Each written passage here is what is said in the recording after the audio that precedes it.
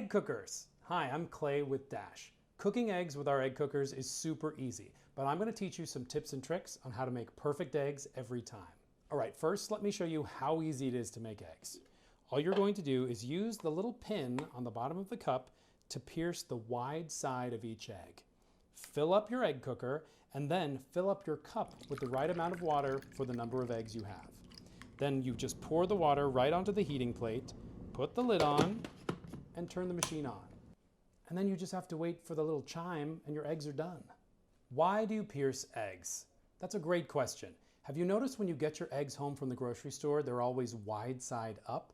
That's because there's a little pocket of air in that side of the egg. When we use the pin to prick the eggs, it's going to do three things by releasing that air. One, it's going to make the egg easier to peel. Two, it's going to prevent the egg from cracking under the heat. And three, it will make it so you don't cook an egg with a flat side on the top.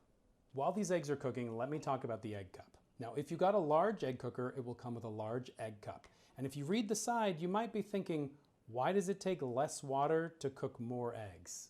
I know it's confusing, but it's physics which are confusing. Less eggs take up less space, which means there needs to be more steam to cook them. Make sense? Speaking of science, if you live at a high altitude, then water is going to boil at a lower temperature, which means you might need slightly more water to cook your eggs. My eggs are done. Now that they're finished cooking, I would suggest putting them in some cold water, which will stop the cooking so you get really yellow yolks. It's also going to make them slightly easier to peel. That's a perfect egg. And that's it. Hey there, I'm Clay with Dash, and I'm here to talk to you about mineral deposits.